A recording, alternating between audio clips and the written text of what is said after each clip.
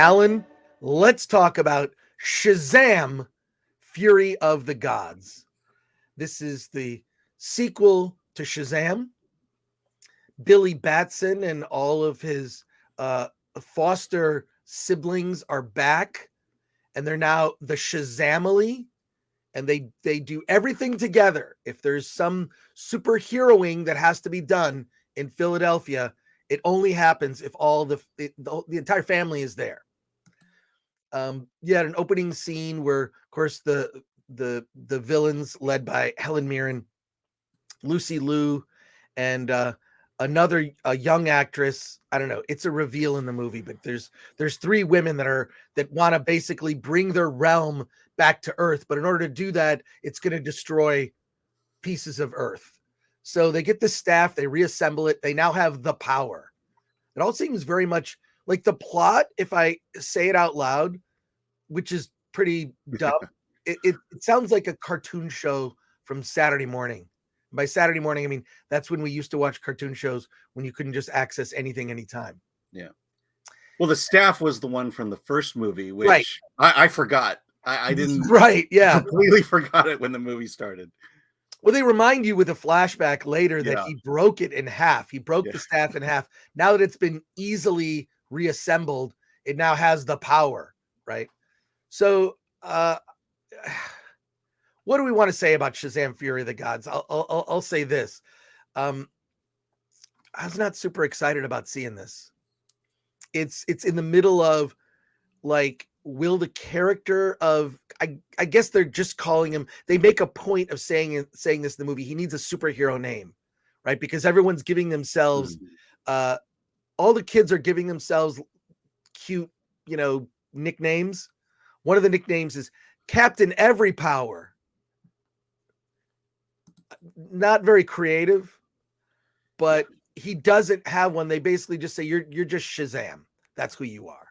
Which is kind of weird, because if he just says Shazam all the time as his name, it's sort of illogical. In any case, here are my thoughts on this, because after a while it gets so convoluted, and we'll go into specifics about the convoluted stuff involving unicorns and dragons and all these creatures that are unleashed into this new world that must be fought, right? It just gets over the top ridiculous, where I'm thinking, like, did we see people get killed on screen? There are people that fall from a great height, and I'm like, did they die? It's the movie sort of brushes off any real peril. This feels like a family movie. It 100% is a family movie. This is a movie for kids. Excuse me. Yeah, I mean, I think you are 100% correct. This is not your typical adult themed superhero film. It's for kids. I mean, and there's some scenes in this high school where it just, like, this is just a CW show. It felt very CW, very geared towards young adults. All the sort of cliches of you're in high school and you're being bullied, and all the things that kind of come with that. I don't know. The tone of this kind of just like, and it felt more like a kid's movie than the first one. The first one felt like this is a genuine, just a solid, fun superhero movie, low expectations, and it's fine. And this one just felt they leaned way more into that this is for children. And which is fine. I mean, there is some, standout moments. The one of those involving Skittles, I thought that was entertaining. But my overall sort of impression of it is this is for kids. It's going to appeal to kids. Will it appeal to families? I'm not sure, because there's not much of an appeal to adults. I don't want to get into spoilers at the beginning of the conversation here. We will do that later, and you will be warned. But Alan, what are your sort of first impressions of Shazam: Fury of the Gods? Yeah, let me pull up one comment here that kind of sums it up. From Mega YouTube 99, Shazam 2 is better than the past 4 MCU films, and that is 100% correct. Yeah. This was the Ant-Man movie I wish we had gotten. Um, you know, the general impression was it was okay. I didn't hate this movie. I sat through it without feeling overly bored. In fact, I don't think there's things fundamentally wrong. And if you take it from the perspective that this skews younger, then you're going to be fine. I mean, quite frankly, the first one was the same way. It's about these kids who get superpowers, and now these kids continue to have their superpowers and have to take on these ancient warriors. I think there are things that I could really nitpick and rant about the movie, but fundamentally, it's like if I I talked to my daughter. It's like, do you really want to see this movie? And she's like, yeah, because she really liked the first one, and and I kept thinking, I'm not sure if she's gonna like this one because I think maybe she's gotten a little more sophisticated, and after seeing Ant-Man, I think she's getting tired of this stuff. But I think fundamentally, it's an okay movie, and you could do a whole lot worse. And you hate saying that. This is a Warner Brothers movie. A lot of money has been pumped into this, and to have to kind of say, yeah, it's okay, is just it's sad that this is where superhero films are today. No, I agree. It's like this movie is very okay. It's very mid-level. Mm-hmm. It's fine. I don't think there's anything in it that's offensive necessarily. Yeah, and regarding comic book lore, we could nitpick it to death, but I mean, quite frankly, the only thing I knew of Captain Marvel and Shazam was the 70s TV show, and I don't think that was hardly representative of the comic books. And so, right. And I don't think the majority of people who will see this movie would have ever read a Captain Marvel Shazam comic book. Well, I'll say this. I recognize, because I go obviously to see, we have our movie meetup group, right? And there's like 12 of us that all go to see the movies every week. And about half the people were like, that was fun. That was fun. Mm-hmm. I had a good time. I thought it was fine. And then I really didn't like it.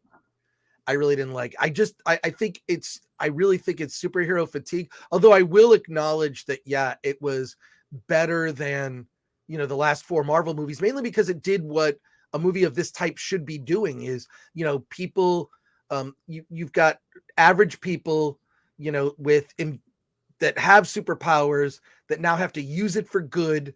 And there are moral questions, right? Yeah. Can we defeat, the villain? Can we save the people? There's a scene which I actually thought was fairly decent at the beginning, the scene at the bridge when the bridge is about to fall, and they try to save all these people on the bridge, and they save all these people, but the bridge collapses. They can't stop that from happening. So even though they've got superpowers, they can still be defeated just because they're a bunch of kids. I will say this. I really like Zachary Levi, in real life. I like who he is as a person. You've seen him in interviews. He hardly says anything he's not one of those virtue signaling celebrities, right? He rarely gaffes in an interview, but although he went after Pfizer not too long ago. So I don't mind that. Mind that. He was just being honest. He was going against the grain with his own opinion. And I don't have an issue with that. But I will say this: it got so tired of I'm just a kid. I'm a kid, but in an adult body. And then the guy, Billy Batson, who plays him non-Shazammed, so to speak. I mean, 25-year-old Billy Batson. Yeah, 25-year-old Billy Batson doesn't even act like a kid. So it's like, is he only I'm just a kid when he's in the adult body? It's just weird now. Because it didn't work in the first movie, and it didn't work in the first movie, and it didn't work in this one. The two actors are completely different in terms of attitude, the way they carry themselves. This is again, it's okay, but there are things that just the writing is very cringy, especially that first opening family scene. The dialogue is very, very CW. The jokes. Let me speak to the jokes. The writers must have just written the first funny thing that came to their head and then moved on. You've got to work some of these jokes. They're very they're very childish, not childish. They're very amateurish. You could have hired some comedians and wrote some better jokes that would have just killed in this, and they didn't. And so writing, the narrative is basically the only thing that really saves this movie, and it barely does that.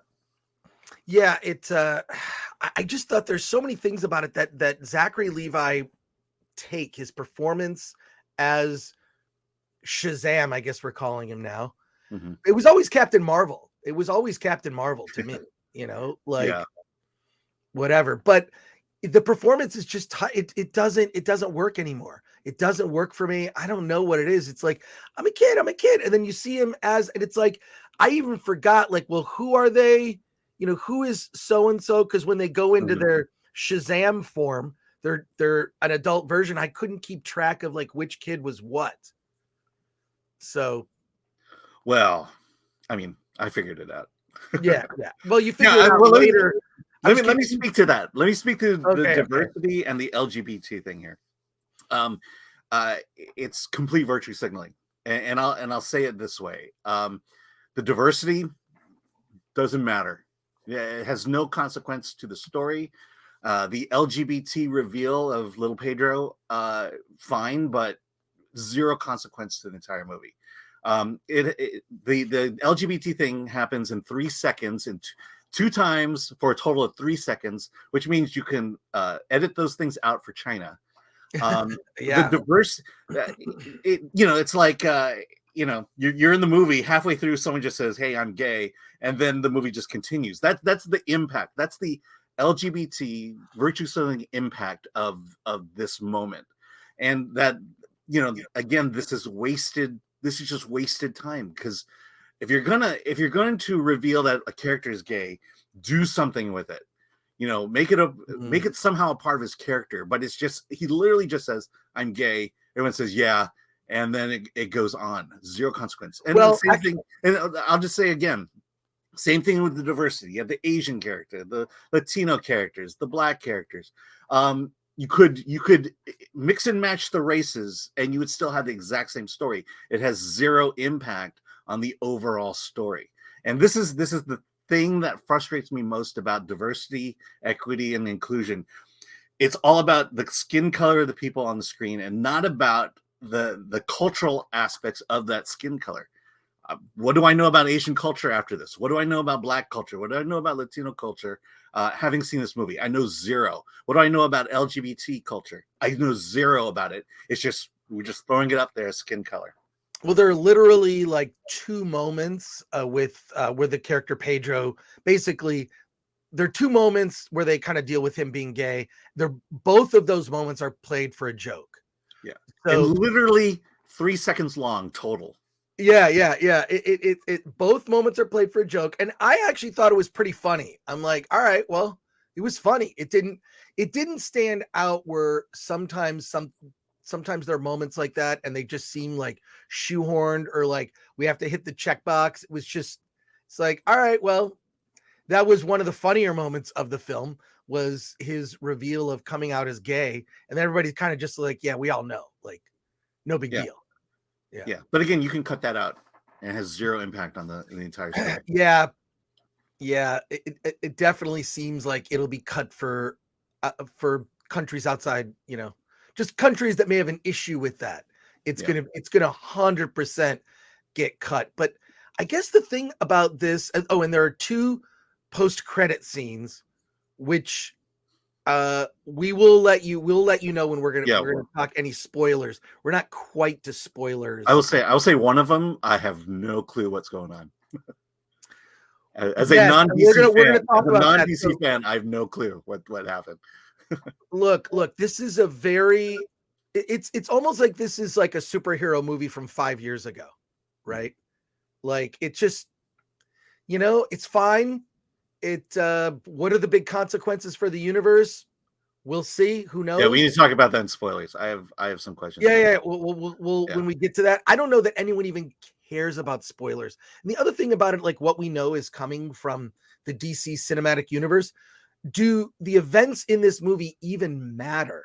I'll tell you this. So, they show 20 minutes of trailers at the AMC, which I actually don't mind. I actually don't mind it because it gives me time to get popcorn, hit the bathroom before the film starts, like get settled in, and there's new trailers. The trailer to The Flash got a bigger reaction than anything that happened in Shazam Fury of the Gods. Anything. It was that trailer, people were gasping and cheering, and when you see Michael Keaton Batman and like that trailer, people went nuts. And then during the movie, there was, I would say, something of a tepid reaction. Yeah. Was Well, even the experience? cameo that we can't talk about until spoilers did not get the reaction I thought it would get. Well, the cameo that we're going to talk about in a minute is, it's in the it's in the commercials they're playing on television right now. Oh, is it? Yes. Okay. Well, yeah. Then they lost an opportunity there. Well, they messed up, but it makes them feel desperate that they have to put that in. And now, so is every DC movie just going to like remind you of another better DC movie? Is that what they're going to do with this? So let's do this. Let's pivot. We're going to go to comments and then we'll talk spoilers. Yeah. Okay. So this is our non-spoiler review. So let's wrap it up real quick. Alan, would you recommend Shazam Fury of the Gods? If you are looking to see a movie this weekend and don't care, yes. Well, I have a better movie that you should see this weekend, which is called Champions, and I'm going to talk about it after we wrap up our conversation here, but we still have a lot of things to discuss. I was disappointed. I thought it was weak. And I think a lot of that speaks to just being fatigued of the sameness of so many superhero movies. Yeah. Well, let me say this. After seeing Ant-Man, this movie looks really good. And I will say this. Everything that I complained about Ant-Man, if you go back to our Ant-Man review, I had a lot of complaints about it. This movie seemed to have solved it.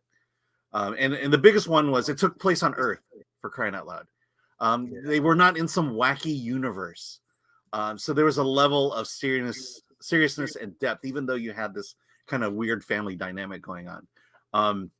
It wasn't completely CG, mostly, but it wasn't completely. And so, again, after seeing Ant-Man, this movie is a breath of fresh air.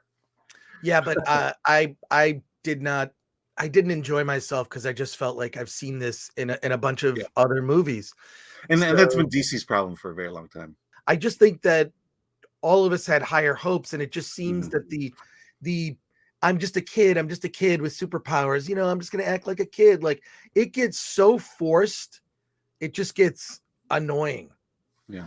You know what it is? These superhero movies, these action movies that we've been reviewing lately, you want to walk away feeling like, hey, that movie was great because remember this. You want to be talking about it afterwards, that there's some action set piece that just blew your mind, or there's some emotional moment that just really gripped you, and it's just not in this movie. I mean, I'm John Wick. I'll go back to John Wick.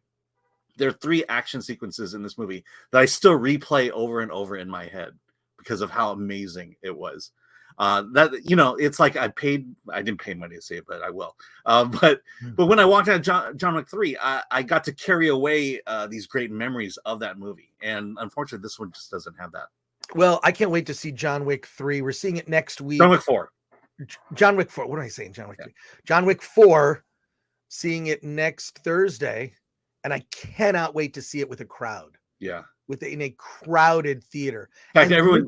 Yeah, you have. I was in a theater full of critics, and we were screaming and hooting, and we had a great time. And these are critics who don't do that normally in screenings. Yeah. It's seeing it with a crowd is just going to be insane. Yeah. There's like they're like applause breaks where just like the whole audience will like erupt in applause. Are you drinking a Pepsi this early in the morning? Yeah, because I'm not a coffee drinker. Oh, well, fair enough. You got to get your caffeine.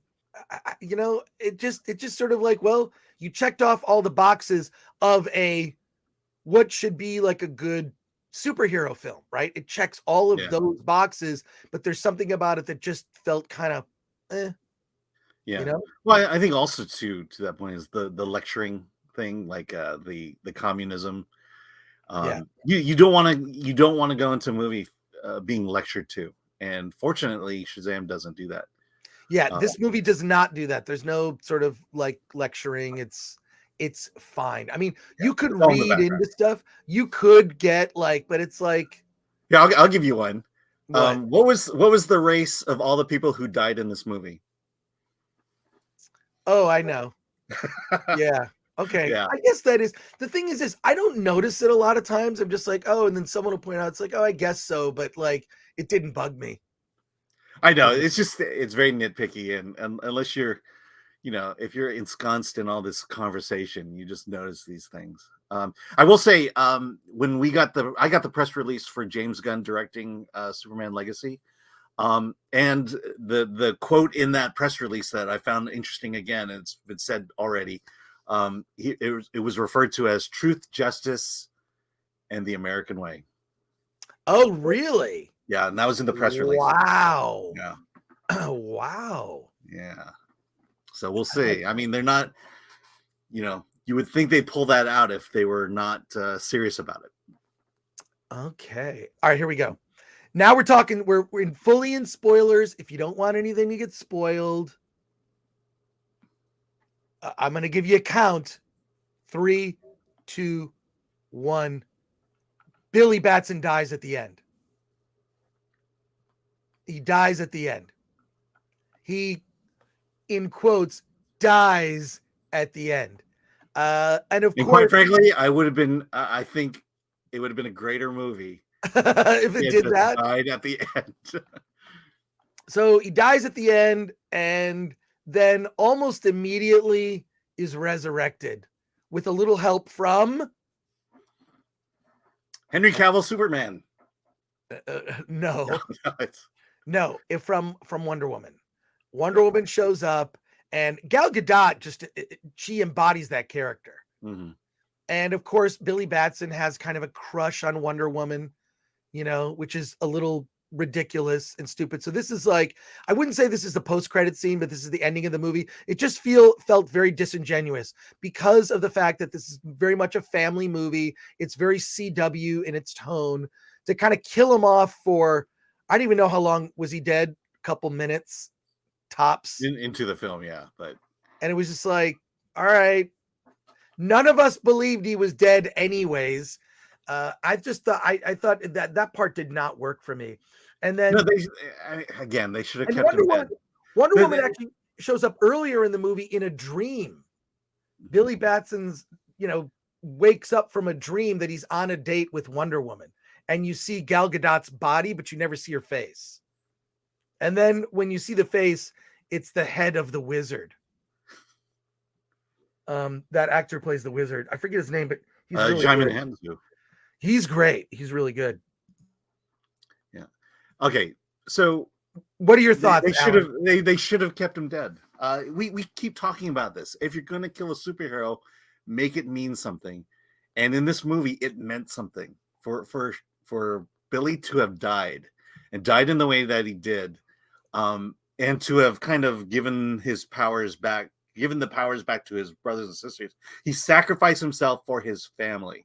And for Philadelphia. To me, that's the way you send off a hero, especially if you know that the franchise is dead and it's not going to go anywhere. To me, this was a great death, and then they ruined it by bringing him back to life. I don't think that anyone in the audience believed that they would have killed off the character anyways. Yeah, so it felt very disingenuous to me. Yeah, but my point is they did it right in terms of killing him, and then they didn't. And then but let's talk about Wonder Woman. She's fine. My feeling is if something like this were happening in a city in Philadelphia, she would have showed up. Like all this stuff happens, like there is a world of superheroes, right? Okay. Black Adam exists. The Justice Society exists. Like, Superman is presumably still in this world wouldn't they be alerted to what's happening in Philadelphia? You just got to think like, or are they off on their own adventures? You know, does Superman sleep for 8 hours a day like a normal human? I would imagine it'd be more. It'd be longer. Who knows? Who knows? But He yeah, expels too much energy. Yeah. yeah, the deaths felt very disingenuous, and there are two post-credit scenes. What's funny is, so I gave the spoiler warning. We have the spoilers on the little thing at the bottom, and we've literally lost nobody. No one has left. In fact, I think we've gained. I think we've got like 550 people watching live, and nobody seems to care about spoilers. Although maybe you already saw it. Maybe you saw it last night. Okay, so let me give you a theory, and see what you think. But it felt like the ending and the two post-credit scenes were a James Gunn thing, that they weren't planned, which gives the indication that Shazam it could go on, and that maybe they did kill him off, but maybe James Gunn wants to continue on with this series, because you definitely get a sense that it's going to continue on with the first post-credit, and then the third one. I have no clue what any of that was. I don't know DC. And so I don't know what that was and why people were freaking out about it. Let's get to the post-credit scene. So there's two post-credit scenes. The first one, you see characters from Peacemaker. These are the characters who work for Amanda Waller. And these two characters, they're sort of like, they're having just inconsequential conversation, and they approach Shazam about joining the Justice Society. He thinks he's being recruited into the Justice League, but it's the Justice Society. The whole thing is a joke. So does this mean the Justice Society is going to exist in the new James Gunniverse? And will it include Shazam? But it's also, if you haven't watched Peacemaker, and I believe I didn't watch Peacemaker. Or Suicide Squad. I did see the Suicide Squad. Yeah, but both those characters are in both series and movies. Right. But like, I feel like you might be confused. But so he's being recruited into the Justice Society. There is a second post-credit scene at the very, very end, and it's the villain from the first movie being, recruited by this caterpillar character, which was also in the last movie, and he's just sort of sick of him now. It's like, you keep talking about these big grand plans, nothing's in. I thought that was kind of funny. Both post-credit scenes were kind of a fun goof, but what does it matter if everything's going to be reset? And how will it be reset? Is Shazam still going to be a part of things going forward? It's very confusing. And what I think needs to happen is there needs to be almost like a checklist. Okay, what are we keeping from the Zack Snyderverse? What are we keeping? Are we keeping Shazam? Are we keeping the Justice Society? Like what is going to endure going forward, and what is wiped away, a la Superman, right? Yeah. Well, and that's what I'm saying. I think there's new life to Shazam. And I think there's definitely the open possibility that there'll be another sequel, that there'll be another Shazam film. You think so? I don't know. Look, why would James Gunn? I mean, look, that post-credit scene, completely James Gunn. Why would they include that? They could easily cut that out, shot something else. And again, maybe he was supposed to die in this movie, and that maybe they realized they could do more with the character, and so they brought him back to life. I'll admit, bringing Gal Gadot into that is a quite, kind of maybe throws that theory out the window, but it just seems like that there's legs still to this franchise, at least in James Gunn's mind at the moment. If they box office will say otherwise. If they killed off Shazam, the third movie would be called Shazam versus Black Adam: Dawn of Justice Society. Seriously. Yeah. That's what they could have called it. But those are kind of the big spoilers. Yeah. What can you say? There is. I mean, this could be considered a spoiler scene where they kind of come out to their parents that they're superheroes, and they all collectively say, "We're superheroes," and then Pedro says, "I'm gay." I thought that was funny because they're coming out to their parents, revealing the secret of why the house keeps getting hit by lightning. I really think, and I watched some other reviews from people I follow on YouTube, and I think the main takeaway from the reviews I watch is there's serious superhero fatigue, and these are from YouTubers that really like superhero stuff. I saw John Campea, I saw a Drunk 3PO, and a bunch of others, sort of the early out of the theater review, and there is sort of a serious lack of enthusiasm. Let's just say that. See, again, I don't think it's superhero fatigue. I think it's mediocre movie fatigue. And it's just no one knows how to make a superhero film anymore. That's the problem. Yeah, well, they don't know how to make a superhero film without messaging, without checking off boxes. It is a little tiresome. It's like with any trope, it just gets tired when you always do the same thing. And I think audiences want to move on. The other thing is, I think for normies, it's like, I can't keep up. Like at a certain point, like I love certain runs of comic books and but if it gets so super convoluted, I check out. Like I don't want to have to know all this stuff in order for a story to work. And I think that the problem is that a lot of these stories can be burdened by legacy.